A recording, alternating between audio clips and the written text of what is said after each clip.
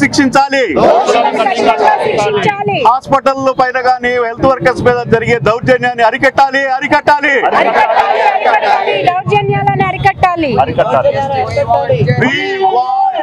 నుంచి junior doctors కూడా చాలా మంది వచ్చారు. మీరు చూస్తారు, ఒక 500 మంది జూనియర్ డాక్టర్స్ ఇప్పుడు మనతో పార్టిసిపేట్ చేస్తా ఉన్నారు. ఈ విధంగా డాక్టర్స్ మీద కానీ హెల్త్ ప్రొఫెషనల్స్ మీద కానీ ఎవరైనా చేయడానికి ప్రయత్నం చేసి ఎవరిని వదిలిపెట్టే ప్రసక్తే లేదు. అది ఎంతవారైనా కానీ అది దేశంలో ఉన్న ప్రతి హాస్పిటల్కి సంబంధించి మేము చెప్తా ఉన్నాము. మా ఈ పోరాటంలో ముఖ్యంగా రాజకీయ నాయకులు మాతో అండదండలుగా ఉండాలి. వాళ్ళు గట్టి రూల్స్ తీసుకొని రావాలి. ఇవాళ మేమందరం దేశవ్యాప్తంగా జరుపుకున్నా కూడా ఎమర్జెన్సీ కేర్ అనేది ఎక్కడ ఆపలేదు.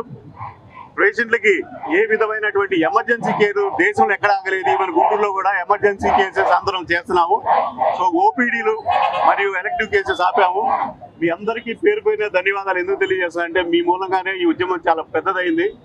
దయించి గుంటూరు, అమరావతి మన క్యాపిటల్ సిటీలో జరుగుతున్న ఈ పెద్ద ఉద్యమాన్ని మీరు మరి ముందుగా ఫోకస్ చేసి మాకు ముఖ్యమంత్రి చంద్రబాబు నాయుడు గారు, పవన్ కళ్యాణ్ గారు మా పోరాటానికి వారి యొక్క సంఘీభావం తెలియజేశారు.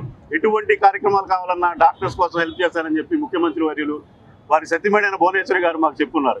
So we want to take it a big way. న్యాయం జరిగే వరకు పోరాడతాం.